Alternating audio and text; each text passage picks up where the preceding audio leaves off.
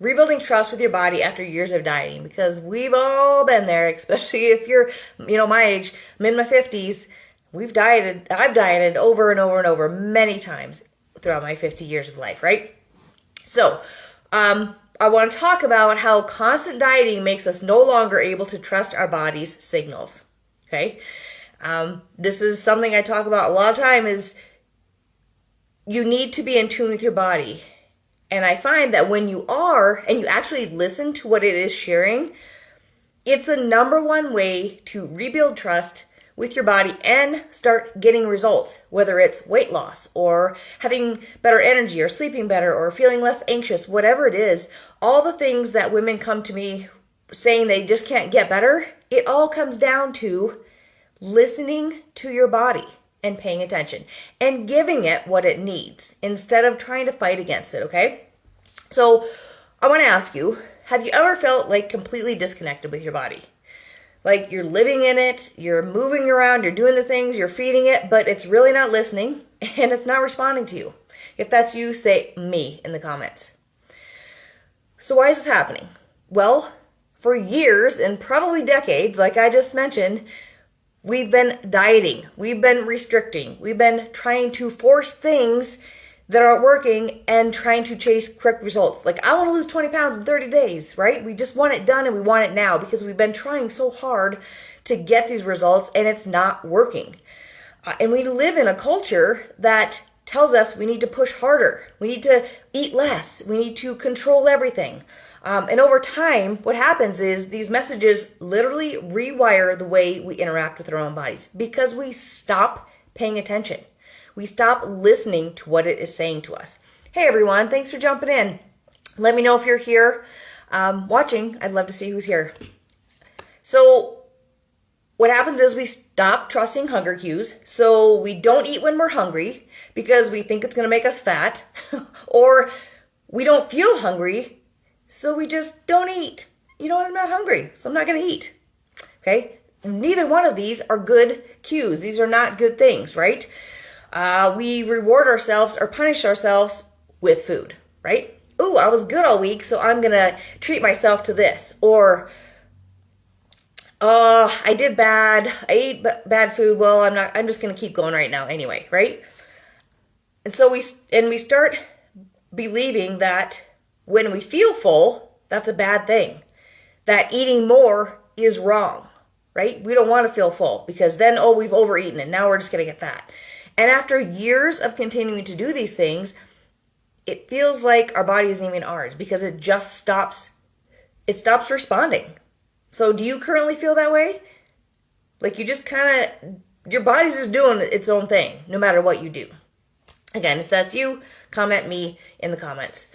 So here's the important part, right? Okay, so we have this lack of trust with our body. It's not trusting what we're doing for it anymore. So how do we rebuild that trust so that it starts to respond? First, we need to understand how dieting does break our trust.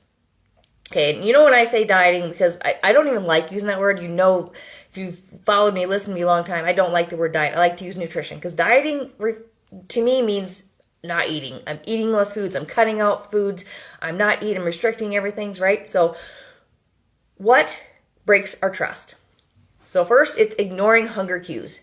So if you've been skipping meals, eating less calories, or avoiding certain foods, your natural signals are getting turned off.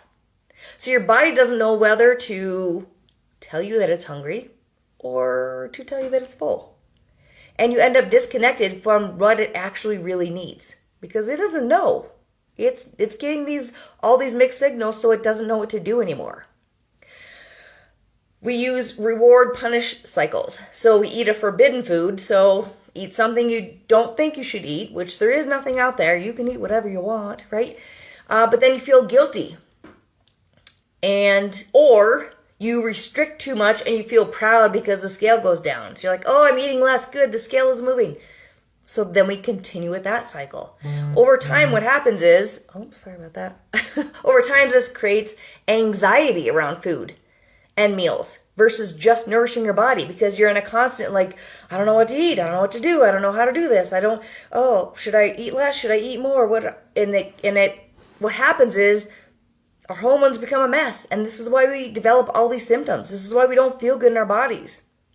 Okay? Another thing is fear of fullness, right? So many women are afraid to eat more food. I'll tell you, almost every, not all of them, the majority of the women that I work with or talk to or see, or I just like, give me an idea of what you're eating. They're afraid to eat more, and they're not eating enough because they're so worried about that dumb scale. They don't want to see that scale go up. Just worked with a client a couple weeks ago, and she stepped on the scale right after she started eating more, and she's like, oh, the scale's going up. I'm like, stay off of the scale, right? So you continue to limit your calories because you don't want to see that scale go up, because then it feels like you're failing and you're not getting results. And what happens is then you feel like crap. But here's what's happening. By not fueling your body, it slows down your metabolism and makes it harder to lose the weight, to have energy, to be able to focus, to be able to sleep. Your body needs fuel to do those things, okay? And here's the last thing that we do is we continue to push harder instead of listening to our bodies. How many of you have continued to go and go and go and go and go until you absolutely break down? You either get so sick you can't get out of bed, your body just feels horrible, you cannot function, you can't do anything that you need to do because you've pushed yourself to the limit where your body's like, guess what? You're done. We aren't going to let you do this anymore. I find that I run into those, I'm getting better at those, but when I would take a vacation, take time off, I'd end up getting sick every single time because I just finally stopped doing stuff and my body's like, guess what? You're going to be sick now, right? So what happens is we're pushing harder. We want to do more, right? You work out more, you cut more calories, or you decide to fast and you're only eating 1 to 2 meals, which ends up forcing your body beyond its healthy limits. And it teaches it not to trust you and what you're going to provide it with.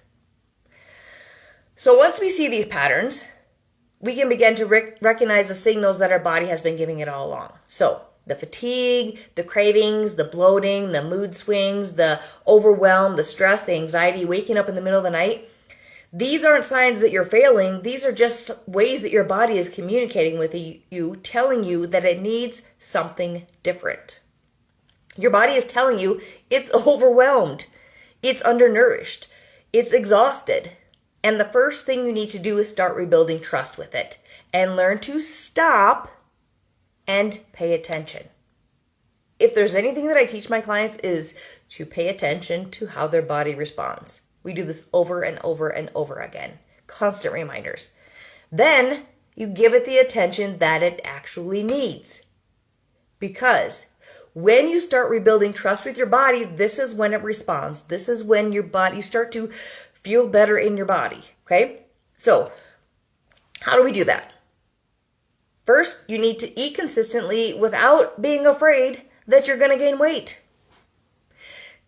Give your body steady fuel and watch how your energy and your mood stabilize, okay?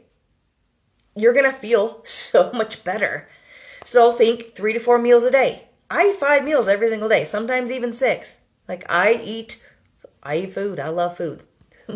Just make sure that it's full of lots of protein, lots of vegetables, lots of carbs. Yes, you need those carbs without the fear that you're going to gain weight by eating them, okay? And actually stay off the scale. Just get rid of it. When you are starting to eat more food, do not step on that scale. It's not going to do you any good because it's not that you're gaining weight or gaining fat. Your body just has more food in it. So the scale's going to be heavier, okay?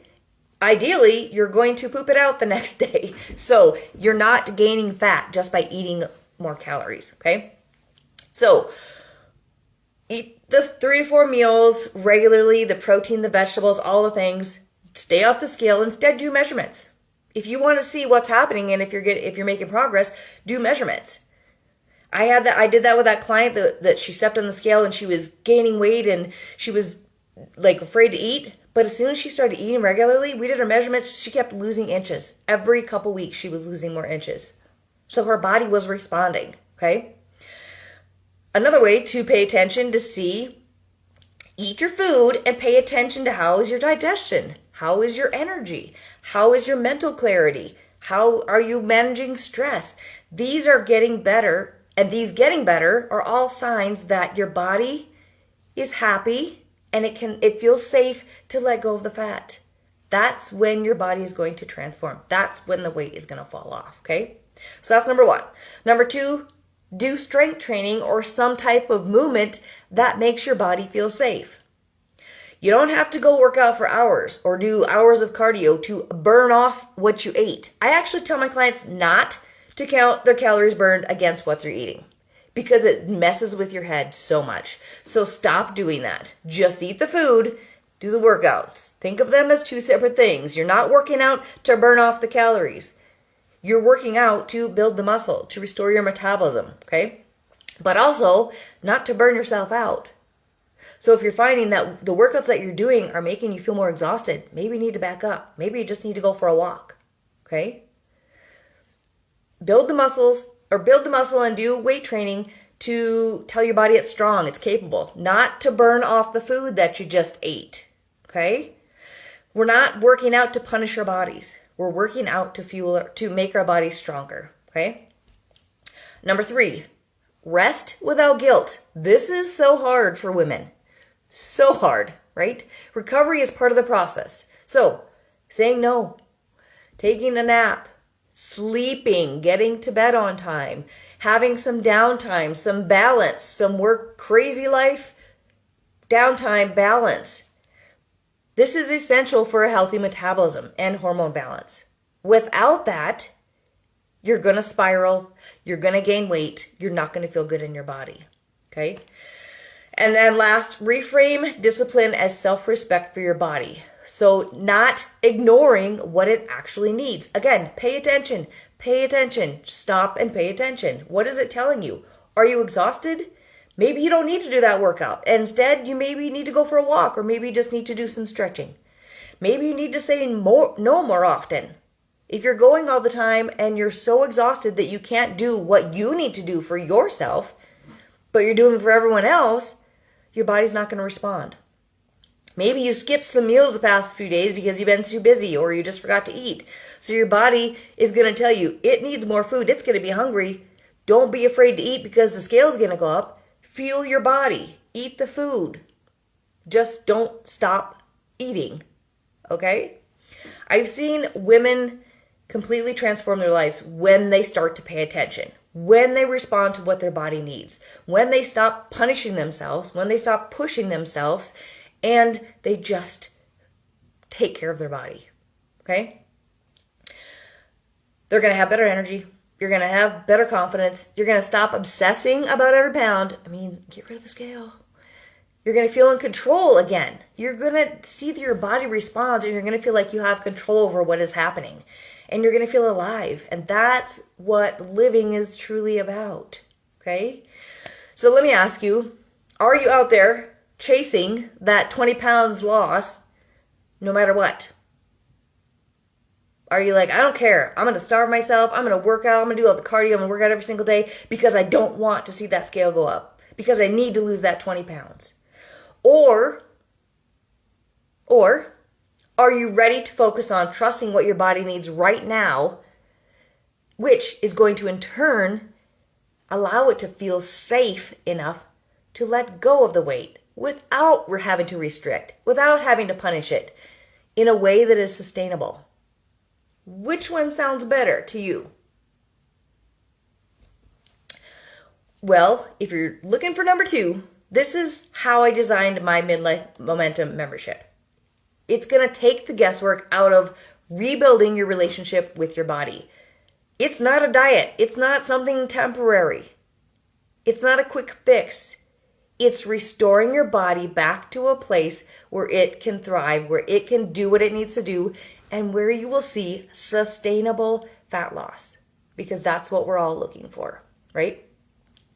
You're going to get a step-by-step guide on how to eat, what to eat, how to move, the recovery part that's important, and these lifestyle shifts that work for you where you're at right now in your perimenopause, menopause, and postmenopausal years. You're also going to get accountability from me, from the other women in the group, the support that you need. Today, I just called out a couple girls that I hadn't seen from in a while. Like, where are you at? What's going on? How can I help you?